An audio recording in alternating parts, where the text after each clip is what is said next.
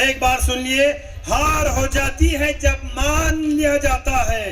हार कब होती है? जब मान लिया जाता है। हार हो जाती है जब मान लिया जाता है। जीत जब होती है जब ठान लिया जाता है।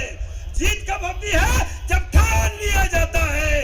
जीत कब होती है? बोलिए, जब ठान लिया जाता है। तो हम ये ठानने वाले हैं और ठान रहे हैं कि इंशाअल्लाह ताला अज़ीज वक्त तरमीमी बिल को हम इंशाअल्लाह जरूर कैंसल करवाएंगे। ये तमाम हजरात की ज़ेरे निगरानी में, all India Muslim personal board की ज़ेरे निगरानी में हम इंशाअल्लाह वक्त तरमीमी बिल को जरूर कैंसल करवाएंगे। अब मैं दावत खिताब देता हूँ आली जनाब, को नज्म को खराब ना करे, अपने जगह पे खड़े हो जाए। नारे तकबीर, नारे तकबीर। हमारे एमएलए हरदिल अजीज एमएलए सुदर्शन रेड्डी साहब भी तशरीफ ला चुके हैं। एमपी हमारे हरदिल अजीज एमपी असदुद्दीन अवीसी साहब तशरीफ ला चुके हैं। कोई स्टेज के करीब ना आए, इस्तेकबाल करें। नारे तकबीर, नारे तकबीर। हाजी भाई के कमांडोज पूरे जो है ना कवर कर लें। नारे तकबीर, नारे तकबीर।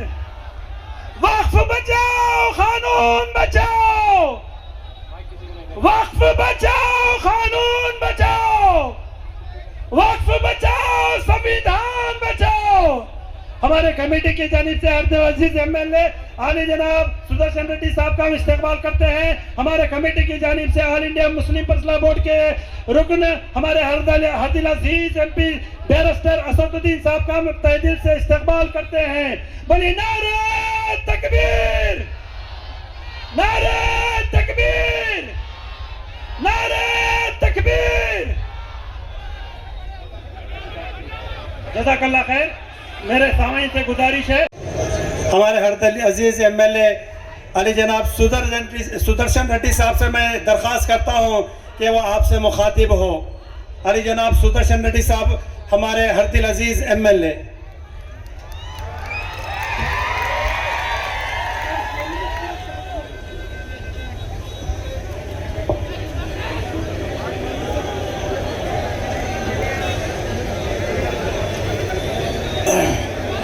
आज का ऊपर देखो अंकल, जलसा गए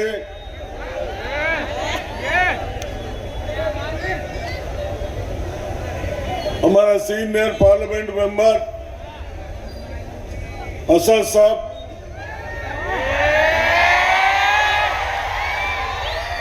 बल्कि मेंबर ही नहीं है, हम लोग एमएलए भी थे, थोड़ा कंट्रीज भी फिरे थे। जो कंट्री में क्या प्रॉब्लम होता, क्या डेवलपमेंट होता, वो देखने के लिए हम लोग सब फिरे। वैसे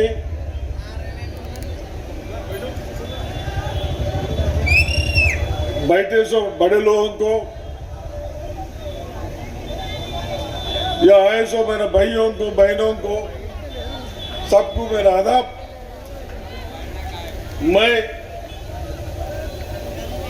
सेक्युलरिज्म पार्टी का एमएलए हूं। 60 साल से हम लोग, अगर आप किसी एंडोमेंट मंदिर को, गुड़ी को, भगवान को अपनी जमीन दे सकते हैं, और वहां पर आपसे, हमारे हिंदू भाइयों से कह रहा हूं, आपसे ये नहीं कहा जा रहा है कि अगर आप इस गुड़ी को, इस भगवान को या किसी मंदिर को आप अपनी जायदाद दे रहे हैं, उसमें अपने बच्ची का हक मारना नहीं। हमसे कहा जा रहा है कि अगर मैं अपनी जायदाद को अल्लाह के नाम पर वक्फ करता हूं, अल्लाह को मालिक बनाता हूं, वक्फ अल औलाद करता हूं, तो मोदी बोल रहे कि बच्चियों का हक नहीं मारना। अरे बच्चे का सवाल नहीं है, अल्लाह को दे रहा हूं। ये हमारी शरीयत में मदाखलत है। ट्रांसफर ऑफ प्रॉपर्टी एक्ट है। ओरल हम गिफ्ट दे सकते, इसको हिबा बोल सकते। अब मोदी ये बोल रहे कि ओरल आप प्रॉपर्टी अपनी औलाद को दे सकते, मगर ओरल आप प्रॉपर्टी कानून बनने के बाद वक्फ बोर्ड को नहीं दे सकते। क्या ये ट्रांसफर ऑफ प्रॉपर्टी एक्ट के खिलाफ नहीं है? ये हमारे हिंदू भाइयों को समझना चाहिए। हमारे हिंदू बहनों को समझना चाहिए, जो ये समझ रहे हैं कि नहीं नहीं मुसलमान ऐसा नहीं है। आप भगवान को मानते हैं, हम अल्लाह को मानते हैं, इस जमीन और आसमान के खालिक को सब मानने वाले हैं। अगर हम हमारे जमीन और आसमान के खालिक को कह रहे हैं कि अल्लाह के नाम पे हम दे रहे हैं, तो फिर दो कानून कैसे होंगे? ये बात आपको समझना चाहिए। तीसरी बात कहा गया कि अगर कोई मुसलमान है तो उसको बताना पड़ेगा कि वो मुसलमान है। यानी क्या वो किसको बताए हम? कल जाकर कोई बीजेपी का आदमी निजामाबाद में बोलेगा नहीं नहीं इलियास साहब तुम ये मलकी वक्फ नहीं कर सकते तो मुसलमान ही नहीं है, यानी 5 साल तक नहीं दे सकते। अच्छा 5 साल का सर्टिफिकेट कौन देंगे? अमित शाह देंगे। बताओ कौन देगा सर्टिफिकेट हमको 5 साल का? कलेक्टर साहब देंगे, एसपी साहब देंगे। अरे जो कलमा पढ़ लिया उन्हें मुसलमान हो गया। जब हिंदू धर्म को मानने वाला मान जाता है, हिंदू हो जाता है, तो मुस्लिम धर्म को मानने वाले को ये टेस्ट क्यों? ये टेस्ट क्यों बताओ आप? आखिर क्या हो रहा है? नहीं 5 साल तक नहीं दे सकते। मेरी एक आरएसएस के वाबस्ता कई तंजीमें पार्लियामेंट को आए थे, मुझसे बोले कि आप खामखा मुखालिफत कर रहे। मैंने कहा ये बात बताइए, अगर कोई मुसलमान चाहे हिंदू धर्म को प्रॉपर्टी अपनी दे सकता, तो बोले हां दे सकता। मिला फिर मैं अपने अल्लाह के नाम पे क्यों नहीं दे सकता हूं? बोले नहीं 5 साल का कानून। बोला चलो मान लिया तुमको हमारी बात को थोड़ी देर के लिए। 5 साल में मैं क्या किसी को दे सकता हूं? हिंदू धर्म की मंदिर को, ईसाइयों के गिरजाओं को, सिख धर्म के गुरुद्वारा को? हाँ बराबर दे सकते हो उनको आप। मिला वहां दे सकता हूं या नहीं दे सकता हूं?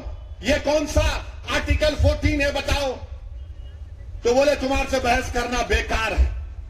अरे बहस नहीं कर रहा हूं, जब सबको दे सकते हैं तो वहां भी लगा दो 5 साल का कानून। लगा सकते आप 5 साल का कानून। 5 साल की बात करें तो आप 5000 साल पहले चले जाते। आप 5000 साल पहले चले जाते। तो मेरे अजीज दोस्तों और बुजुर्गों, ये कानून में ये तमाम नुक्स हैं। और जो हालिया दिनों में मरकजी हुकूमत ने रूल्स बनाए, ये बड़ा इनकंसिस्टेंट और गैर वाजबी काम नरेंद्र मोदी की हुकूमत ने किया कि जब मामला सुप्रीम कोर्ट में जा चुका है, रिजर्व फॉर इंटरिम ऑर्डर्स है, कम से कम रुक जाते अखलाकी तौर पर।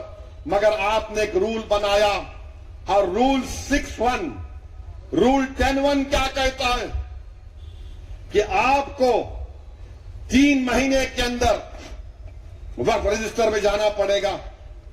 ये सबसे बड़ा प्रॉब्लम मुतवल्लियों को होगा। रूल 10(2) ये बोलता है कि डॉक्यूमेंटेशन, वक्फ डीड्स, ये सब चीजों को आपको रिकॉर्ड में देना पड़ेगा। नॉन कंप्लायंस में क्या होगा?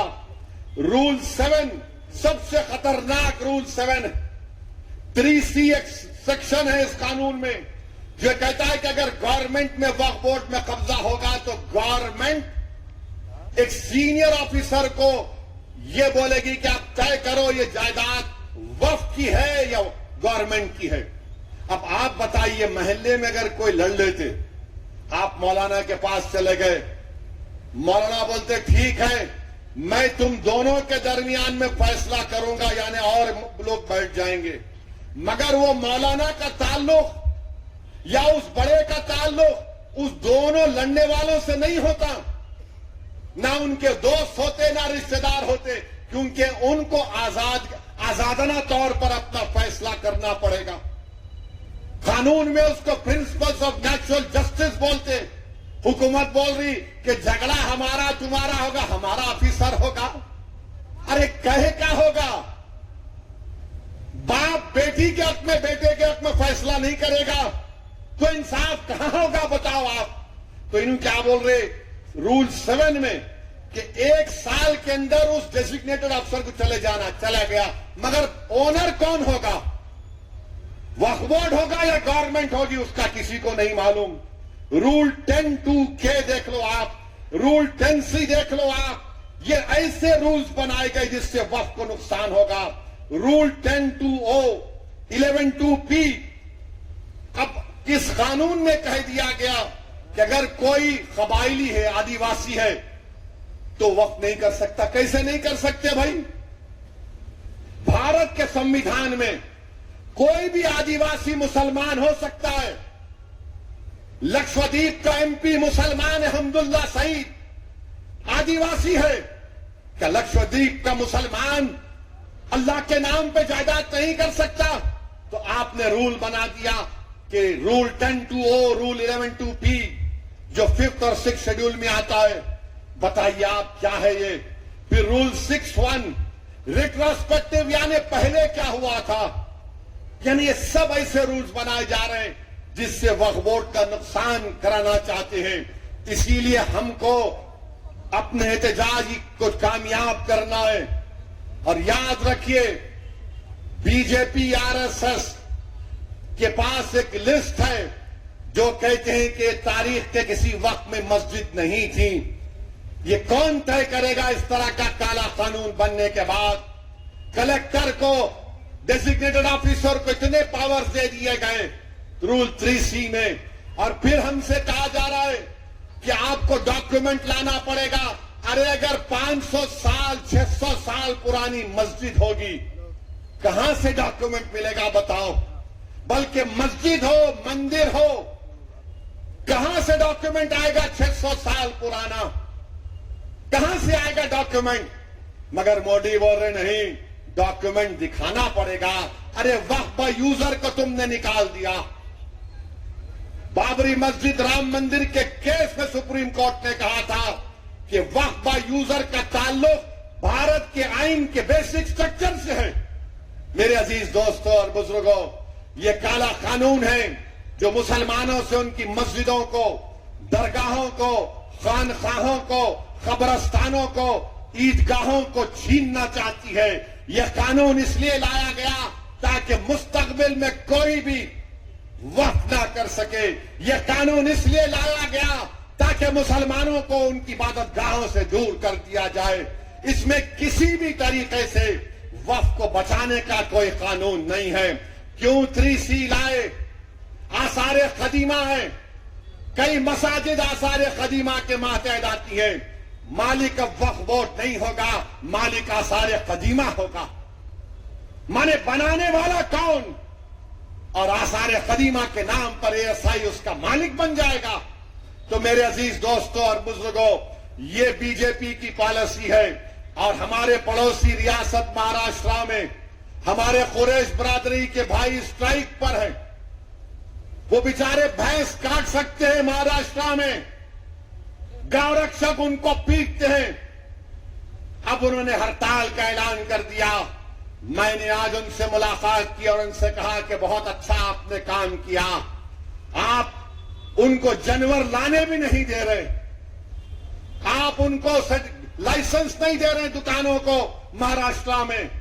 और कोई वहां पर अनाप शनाप बयान देता है कि अज़ान को बदल दो, फुला को बदल दो। अरे मोदी जी, भारत को आप क्या करना चाहते बताओ आप? मैं बीजेपी से कहना चाह रहा हूं, अगर आप इस मुल्क से मोहब्बत करते तो बताओ, क्या यह सच नहीं है कि भारत को खतरा पाकिस्तान से है, भारत को खतरा चीन से है? अब तो बांग्लादेश में चीन और पाकिस्तान घुस गए। अरे मुल्क को जिससे खतरा है तुम उसकी तरफ तवज्जो करो ना। तुम मुल्क के अंदर ये क्या कर रहे हो? चीन हर तरफ से भारत को घेर रहा है। बांग्लादेश के बॉर्डर पर चीन वहां पर बांग्लादेश की जनता के लिए, अवाम के लिए एयर स्ट्रिप बना रहा। आप खड़े होकर भारत से देख सकते। अरे दुश्मन भारत का हमारे दरवाजे तक आकर दस्तक दे रहा है और आप भारत में कोई कह रहा है ये मत करो, वो कर दो, घर तोड़ दो, बुलडोजर तोड़ दो, मस्जिद छीन लो। ये क्या होगा? ये भारत के मफाद में बताओ हमको। पहलगाम में 26 हमारे हिंदू भाइयों को पाकिस्तान के 4 टेररिस्ट ने उनकी जान ले ली और वहां के गवर्नर साहब अब बोल रहे हैं जुलाई के महीने में मैं जिम्मेदार हूं। हम सुनते थे बासी कड़ी को उबाल नहीं आता, मगर बासी कड़ी को उबाल आ ही गया। अगर तुम जिम्मेदार है तो छोड़ो ना, छोड़ के चले जाओ। आखिर कैसे उस पहलगाम में वहां पर आतंकवादी कैसे पहुंचे, बताओ हमको। अगर तुम ये कह रहे हो कि बिहार में बांग्लादेशी रोहिंग्या है, तुमको उसकी खबर है, तो पहलगाम में वो 4 टेररिस्ट कैसे पहुंचे मेरे को बताओ। तुम बोल रहे कि बिहार में नेपाली है, तो फिर पहलगाम में 4 टेररिस्ट कैसे आए? तुम सो रहे थे? तुम्हारा एडमिनिस्ट्रेशन आंख बंद करके बैठा था ताकि वहां पर 26 हमारे हिंदू भाइयों के सरों में गोली मार दी जाए? बताओ, जब तुम इलेक्टोरल लिस्ट के नाम पर बांग्लादेशी रोहिंग्या बोल रहे, अरे पहलगाम का बदला लेना है। ऑपरेशन सिंदूर को जारी रखो जब तक कि वो 4 टेररिस्ट जो भारत के 26 लोगों को उनका मजहब पूछकर गोली मारे, जब तक वो पकड़े नहीं जाते, जब तक वो मारे नहीं जाते, हम तुमसे सवाल करते रहेंगे। पहलगाम मोदी हुकूमत की एक सिक्योरिटी लैब्स का एक कामयाब आपके सामने एक एग्जाम्पल है। मेरे अजीज दोस्तों और बुजुर्गों, हम यहां की हुकूमत से भी कहना चाहेंगे कि आप ताउन करें गरीबों को इनका बर्थ सर्टिफिकेट बनाने के लिए, इनका पासपोर्ट के पुलिस वेरिफिकेशन को जल्द से जल्द कराने के लिए। हम भी नहीं चाहते कि तेलंगाना में ऐसी हुकूमत आए जो हिंदू और मुसलमानों में नफरत को बढ़ावा दे। हम नहीं चाहते कि कोई वो ताकतें यहां पर मजबूत हों जो बुलडोजरों से घरों को तोड़ना चाहते हैं। हमने हमेशा दिलों को जोड़ने वालों का साथ दिया, दिलों को तोड़ने वालों का साथ कभी नहीं देंगे। इंशाअल्लाह ताला all India Muslim personal law board को अल्लाह उनकी कोशिशों में उनको कामयाब और कामरान करेगा। क्या आप इस वक्त कानून के खिलाफ हैं? क्या आप इस कानून के खिलाफ हैं? तो नारा लगाइए, वक्त कानून को वापिस लो। जोर से बोलो भाई, जरा जोर से बोलो। वक्त कानून को वापिस लो, वक्त कानून को वापिस लो। हिंदुस्तान, भारत, अस्सलाम वालेकुम। औज़ुबिल्लाहिमिनश्शैतानिर्रजीम, बिस्मिल्लाहिर्रहमानिर्रहीम, सदक़ा रसूलुल करीम। हम तमाम अवाम जो अजला से, विलेजेस से और तमाम मुकाम से यहाँ पर आए हैं, हम उनका शुक्रगुजार हैं। और जितने हमारे उलमाए दीन यहाँ पर आए हैं, जनाब असदुद्दीन अवैसी साहब, जनाब